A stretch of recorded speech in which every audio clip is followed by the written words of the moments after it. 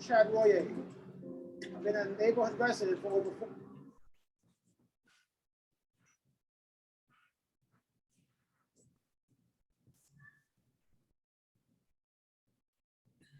Hello, everyone. Good evening. This is Noelle Figueroa, and this is the P.W.P sessions, the Poets with Purpose sessions. And tonight I'm excited and honored to be interviewing poet and author, Miss Elaine Sexton. And before we dive into the conversation, I'm just going to do a brief introduction. So this is episode 32. And for those that are not familiar with this podcast, the P.W.P Sessions is a podcast that I created where I conduct interviews with new or established authors of poetry and feature a performance of their work along with an audience Q&A session. I am Noelle Figueroa, the poet, aka the Anointed Pen. I am a poet, author, blogger, workshop facilitator, and event host, and I'm the creator of the P.W.P Sessions. Now, tonight's guest is Elaine Sexton, and this is a brief bio about her. Elaine Sexton is a poet, critic, artist, educator, and bookmaker. Drive is Elaine Sexton's 4th collection of poetry from Grid Books in 2022, published in 2022. Her poems, reviews, and artwork have appeared in numerous journals, anthologies, and sites, including American Poetry Review, O, the Oprah Magazine, and Poetry. She is a member of the faculty of the Writing Institute of Sarah Lawrence College and frequent guest faculty at various writing and art centers in the US and abroad. She is a member of the National Book Critics Circle and lives in New York City and the North Fork of Long Island. Now, without further ado, I introduce Miss Elaine Sexton. Good evening, Elaine. How are you? Hi. I'm well. How are you? I'm doing very well, thank you. Thank you for being my guest this evening. Glad to have you tonight. Thank you. So I'm going to start off with a basic question that I ask all my guests. Who is Elaine Sexton? How would you describe yourself or define yourself? Okay. Who am I? I am really a maker of things. I'm a writer. I am a bookmaker. I make things. I am a teacher and mentor and partner. And I hope I'm a really good friend. That's like a summary. Excellent. When did you discover your passion for writing poetry? I probably in high school, I wasn't a great student, but one of the first moments I remember really shining or getting attention and some kind of recognition was when I wrote a poem in a class it was really an essay, but it really was a poem. And I realized that something I could do with words or make with words could be interesting to people and be praised. I went to a parochial school and there was not a lot of praise involved. So if you did something that stood out, that was significant. Right. And do you recall the first subjects that you start writing about?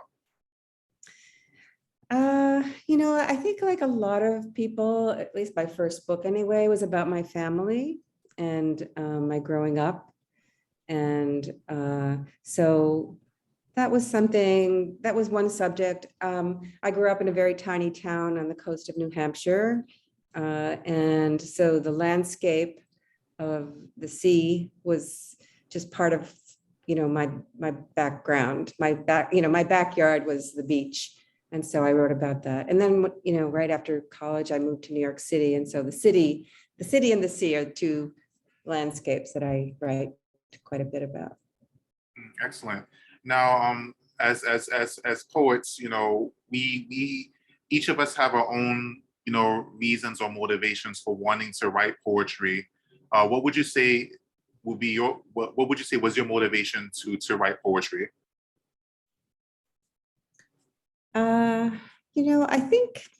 I think I write to kind of make order of things, to understand, to kind of make some sense of the world that I live in and document it. I feel like I'm kind of writing and making in my head as I'm experiencing things and wanting to share things. And poetry is one way of,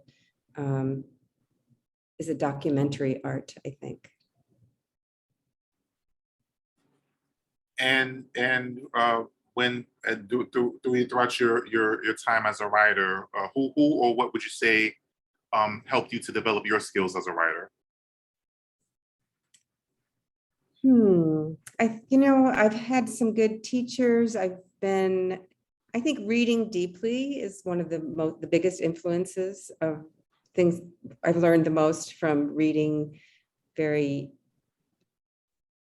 deeply poets that I admire.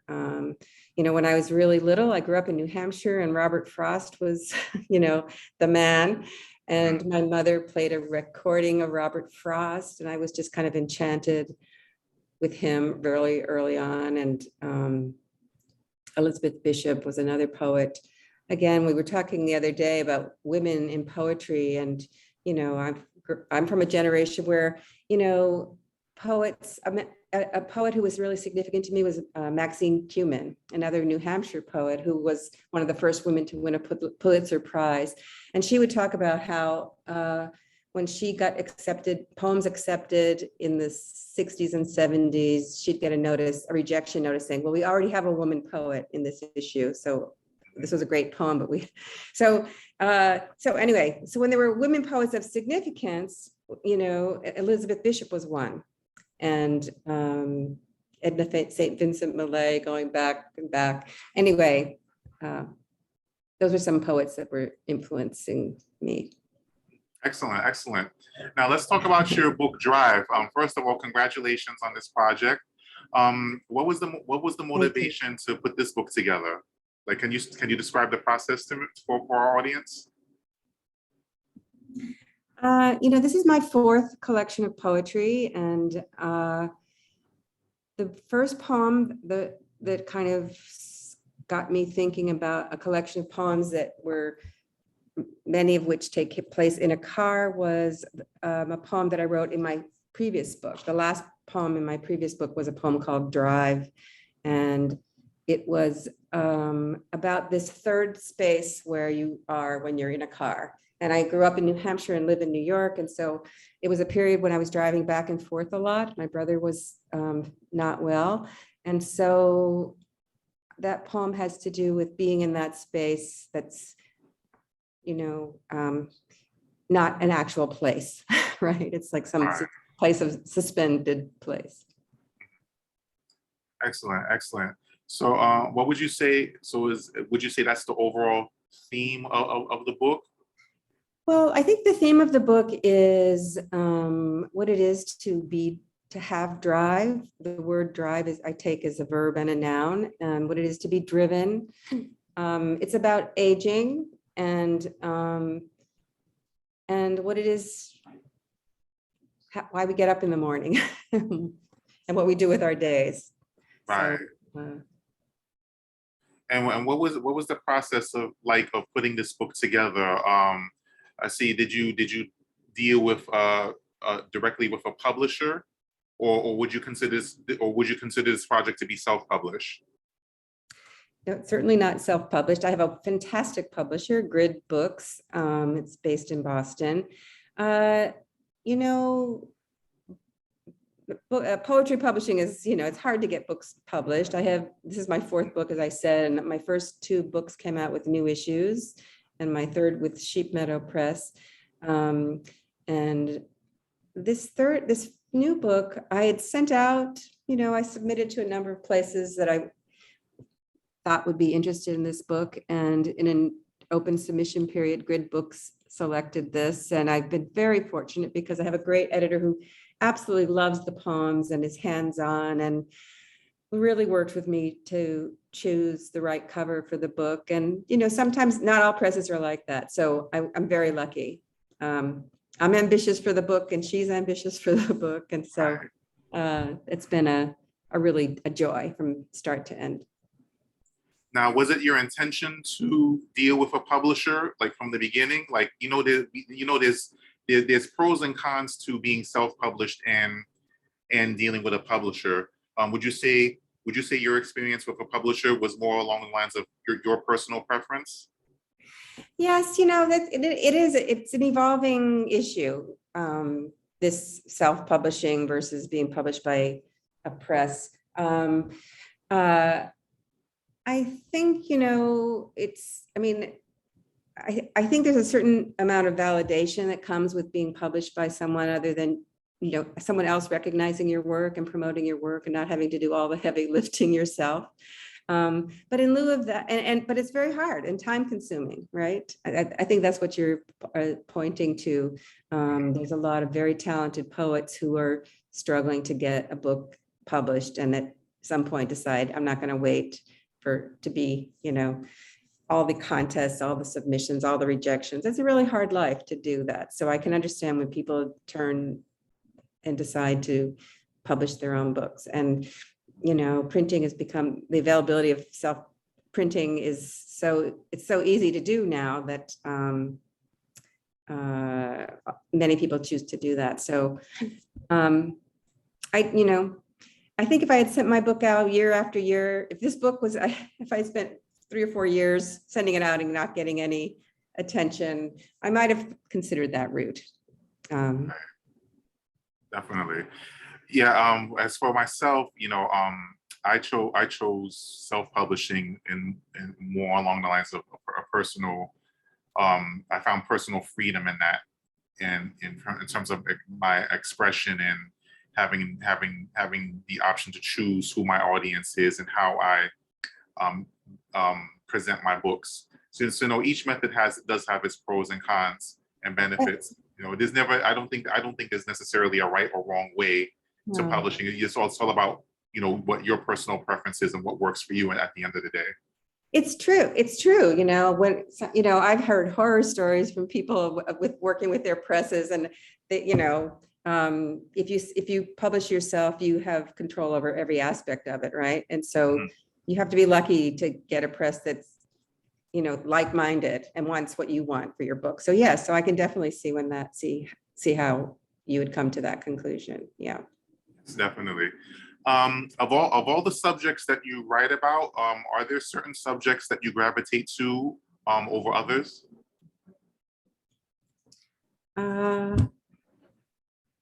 Yes, let me think. I should have been prepared to talk about that. One subject I really am interested in is things being other than they appear. And so that kind of discovery, when you're looking at something or you're looking at someone and you think you know who they are and they're like very different and deeper or more interesting, or could be, a nightmare. But I'm always interested in how we make judgments based on surface things and what things really are. So there's a lot of things in my poems, objects, and noticing things, I just physical, material things, as opposed to abstractions. So that's one thing I'm interested in. And relationships, our relationship to the physical world, the natural world. I don't know. That's good. But in terms of your latest release, Drive, can the reader expect to find those particular subjects in this particular book? I think so. Yes, definitely. And my dog makes an appearance in some of the poems. Yeah. I mean, I feel like, traveling and what a kind of transportation, how we transport ourselves and what we do to, what our pleasures are. And again, I'm not young. And so there's a certain aspect about aging that is in there. Well, it's good that you mentioned that, because that kind of leads me to my next question. The word representation has been thrown around, in various different circles. When it comes to you and your writing, how important is it to you to make sure that you're representing yourself in your totality in your writing? Whether you're making whether it's commentary about, your gender or, education, life issues, things that are personal to you, things that make you, you. How important is it to you to make sure that when you write or present your work that you're representing yourself in your totality? Wow, well, I have not been asked that question. I really, even despite the fact that some of the poems are, many of them are based on autobiography, I really don't think that they represent me as a that I would like myself to be a little less visible, like that the subject of the poem be the thing that people pay attention to, not who I am in my personal life and who my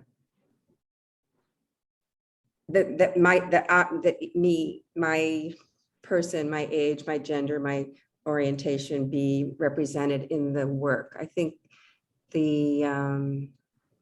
well, I'm going to read a couple of poems and that might explain some of that. But I feel like I like to take, to use a car metaphor, the back seat personally. Right. And let the subject of the poem, feminism or racism or joy, those subjects are, not, they're my ideas, but they're not me, I guess, the poems.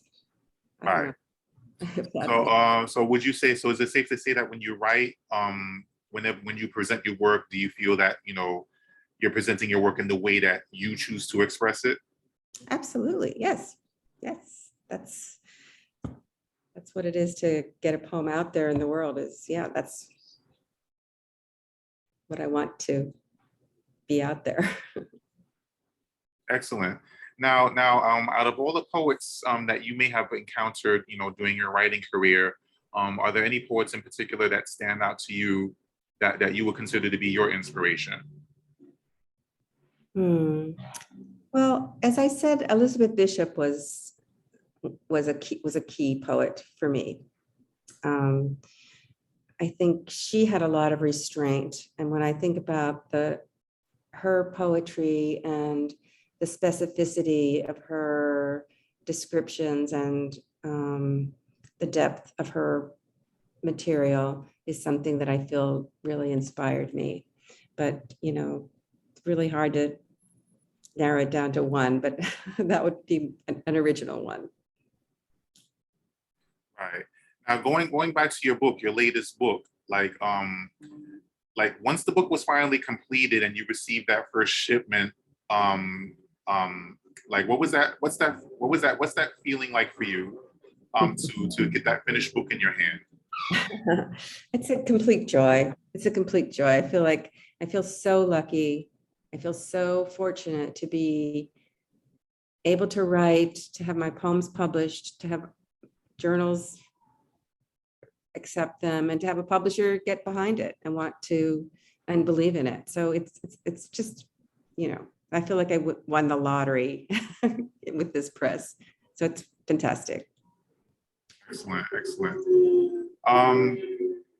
Would you say that you have a particular goal or mission when it comes to your writing? Like, what would you hope the reader to gain from reading your work?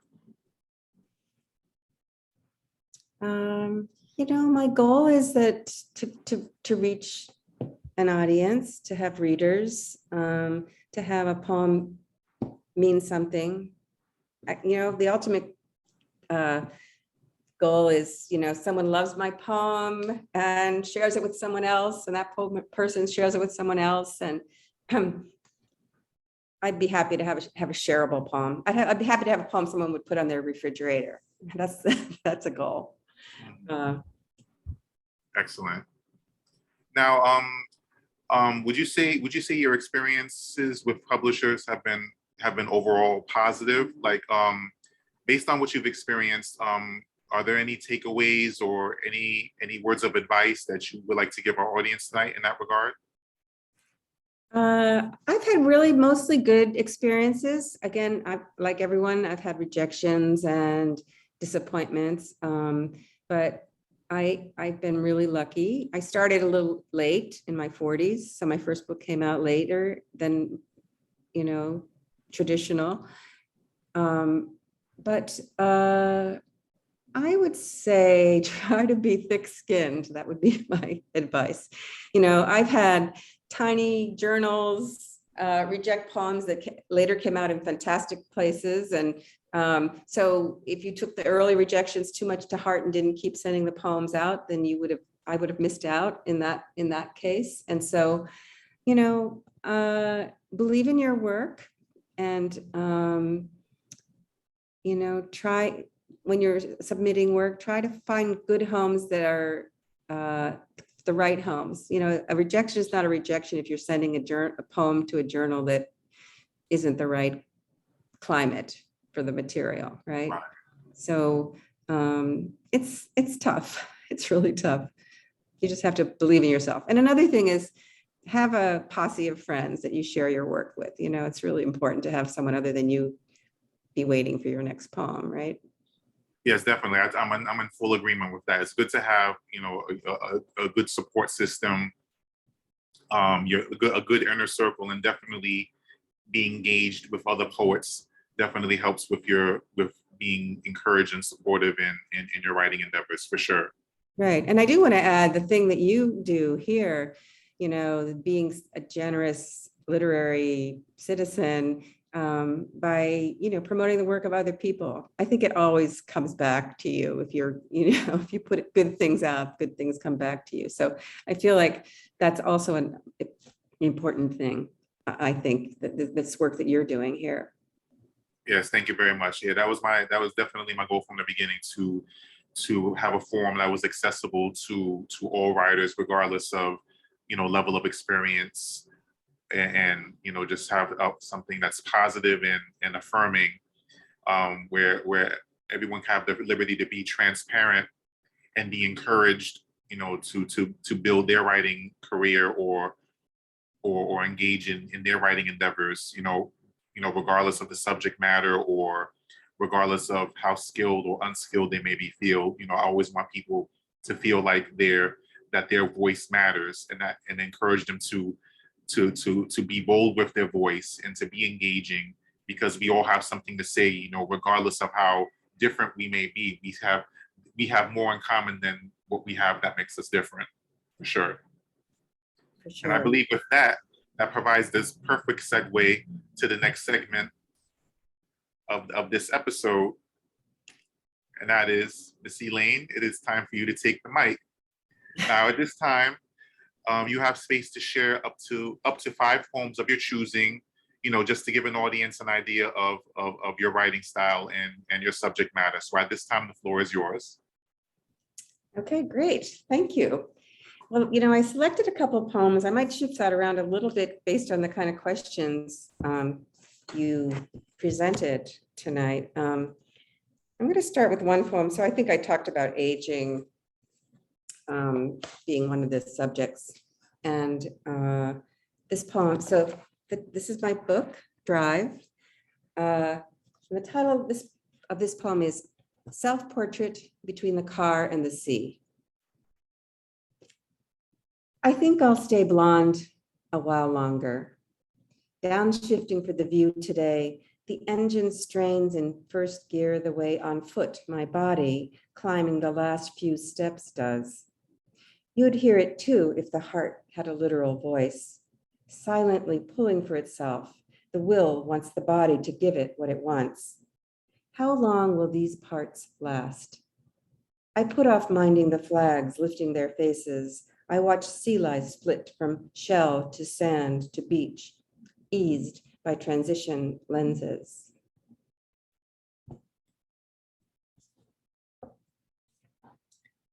I'm going to read a poem, the title poem of the book that I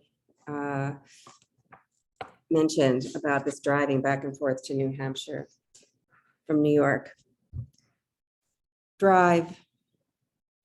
My tiny car's tiny engine groans and hums the way my mother hummed a little ditty when nervous, the way I do, mulling over something hard, letting my chest send a message to my mouth, my mouth forming a kind of growl while all along staying shut. I enter the on-ramp to the freeway heading home from a family visit, the pedal to the floor. I pump my chin toward the dashboard, thinking I'm helping. I think I hear my brother's taunt. What is it with women and cars? We are old enough to equate mobility with independence.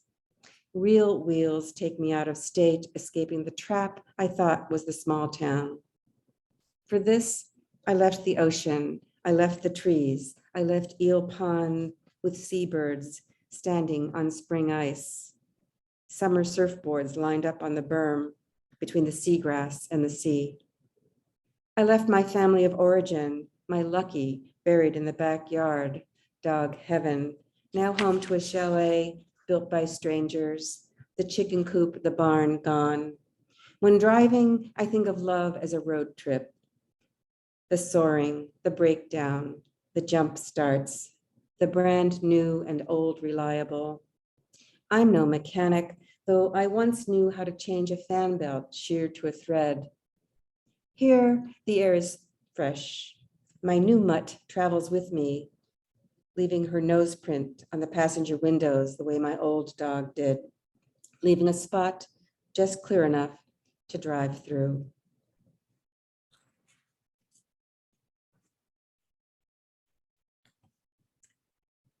I'm going to read two more poems. This is a little prose poem called Ride. The most beautiful thing about a convertible is hair. And the most beautiful thing about hair is its disposition, dead, but alive in the skin, in the air, the skin holding on to each strand for dear life, alive in the wind. The most beautiful thing about the wind passing over the skin is sensation, cellular, invisible, metabolic. What is metabolic is life-sustaining, and the most life-sustaining thing I can think of today is decency. And decency is blind, unseen, until it isn't.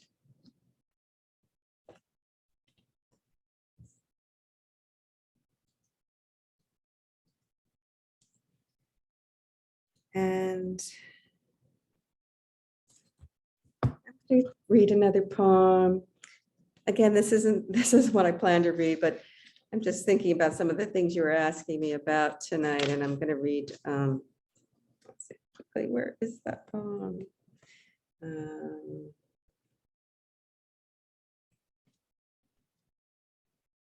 Landscape with Power Lines. So this poem originally I didn't think of as political, or the intention wasn't, but it came out in an anthology about social justice, and you can see between the lines how this applies to that. And I wrote this poem when we were in the midst of the last trying election. But the subject is, on the surface, back to your point, Noelle, of the representation. And so this is an example, I think, of my stepping back from the me in the poem, despite the fact that I'm in it, to say something bigger. And in this case, I was moved into a new house, and the first morning I woke up and all I could see were these power lines through these trees. I thought the house was in front of it was in front of all these beautiful trees, but there were these power lines there. So this was me coming to terms with that. Landscape with power lines. The twisting cords no longer bother me. As I see it, they heighten the light, halved and halved again, leaves and clouds, snow and storm. The breeze moves an olive branch over one line, then another below. Each branch acts as if her leaves aren't about to be swayed to stay on one side for good. They remain undecided. Today, they are subject to a dust kicked up as a truck hauling crops powers past. Birds made their wild plans to nest one last time. They weave their sticks and tissue their housing, including these lines. We are bound to live together. that's what I got. Excellent, excellent. Ladies and gentlemen, those were the poetry selections by Miss Elaine Sexton. Elaine, thank you so much. Awesome poetry, very thought-provoking as well. Thank you so much for taking the time to share your poetry. Now, as we move to this next segment, this is now time for our audience Q&A session. So at this point, if there's anyone in the audience that would like to share a question or a comment with Elaine, you can feel free to unmute yourself and share your question or comment.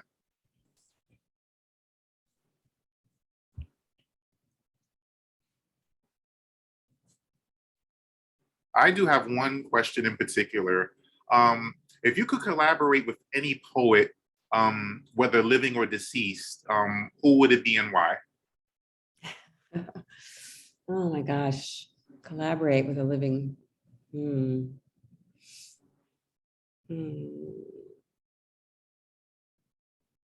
I don't know about collaborate, but I would love to be in conversation with Walt Whitman. I think that would be, he was a wild man and, you know, fascinating, and I don't know. So too, Emily Dickinson, you know, I would go that far back to just poets who are really, you know, shape shifting in the form that we are working in. So that would be a dream. Excellent, excellent. Anyone else on the line like to give a question or a comment before we proceed to the end of the segment?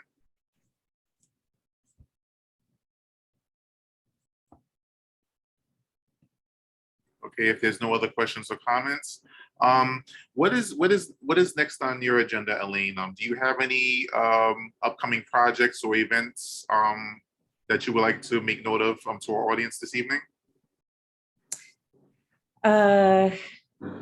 I'm working on new poems, working towards a new collection.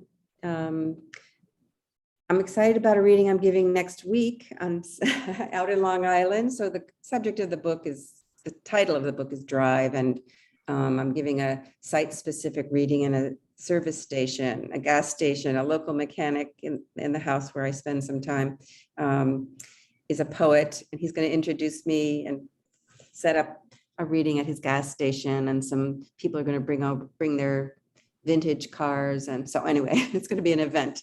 But that's immediate and exciting. And anyway, just working toward a next book. That's on the horizon. Awesome, congratulations. Thank you. Where can you be found on social media so people can connect with you to find out about what's happening with you in terms of upcoming events and new projects and what have you? I'm on Facebook and Instagram, and my website, elainesexton.org, has an ongoing list of readings and events and interviews and podcasts like yours. So there's an archive there as well.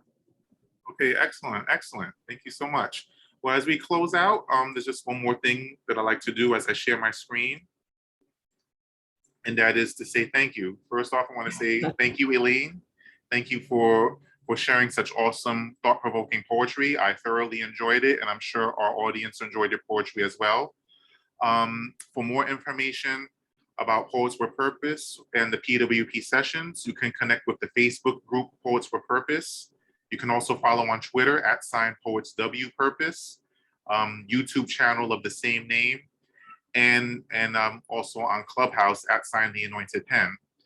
You can stay tuned for episode 33, featuring poet and MC AC Lightning, which will be taking place tonight on June 4th at 8 p.m. Eastern Standard Time. Now, for more information, you can call me at 646-372-6230 or email me at poetswithpurpose@gmail.com. All of my flyers and logos were designed by the great team at Eclipse Graphics. You can connect with them on Instagram @Eclipse Graphics NY to see samples of their work and to connect with them if you would like to have them work with you on any of your personal projects. And lastly, for those that are interested in making a donation, you can do so through PayPal, Tap Media Man. Cash App, $anointed pen, or through Zelle using my phone number.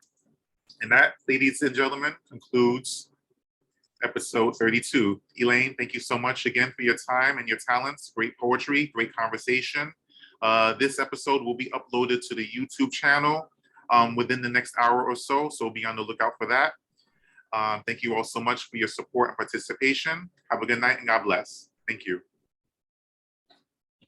Thank you. Good night. Good night.